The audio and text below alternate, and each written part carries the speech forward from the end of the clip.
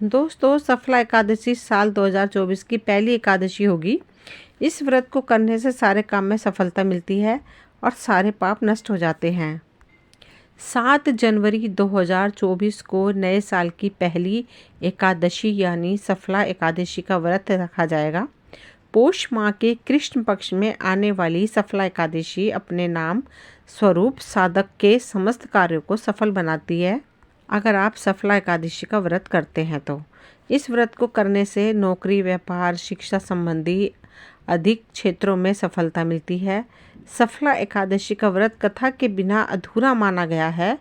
सफला एकादशी का महत्व क्या है और उसकी कथा क्या है, वह मैं आपसे शेयर करने वाली हूँ। दोस्तों, पौराणिक कथाओं के अनुसार प्राचीन काल में चंपावती नगरी में महिषमान नामक एक राजा उसके 4 पुत्रों के साथ रहता था। उसका सबसे बड़ा लुम्बक नाम का पुत्र महापापी और दुष्ट हुआ था। वह हमेशा कुकर्मों में लीन रहता था और देवी देवताओं की निंदा करता था। एक दिन राजा ने क्रोध में आकर उसे राज्य से बेदखल कर दिया था। उसके बाद लुम्बक जंगल में रहकर मांसाहार खाकर अपना जीवन यापन करने लगा था। दोस्तों, कहते हैं कि कभी कभी अनजाने में भी प्राणी ईश्वर की कृपा का पात्र बन जाता है। ऐसा ही कुछ लुम्बक के साथ भी हुआ था। एक बार भीषण ठंडी की वजह से वह रात में सो नहीं पाया। रात भर ठंड में कांपता रहा, जिसके कारण वह मूर्छित हो गया था। उस दिन पौष माह की कृष्ण पक्ष की दशमी तिथि थी।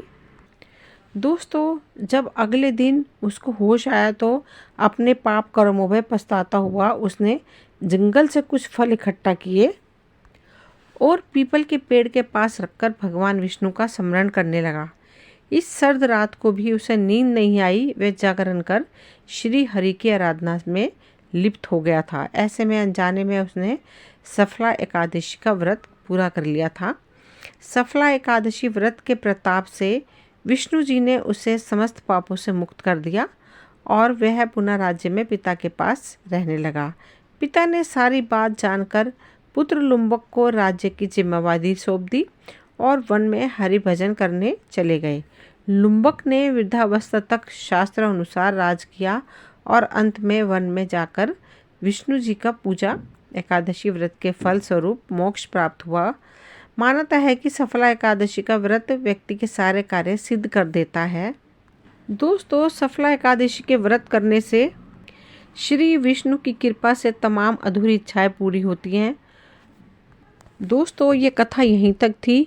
मुझे उम्मीद है आपको पसंद आई होगी। अगर पसंद आई हो तो प्लीज़ लाइक शेयर सब्सक्राइब करें और घंटी के ऑल बटन को ज़रूर प्रेस करें ताकि वीडियो की आने वाली नोटिफिकेशन आपको समय समय पर मिलती रहे। मिलते हैं अगली वीडियो में। Thank you.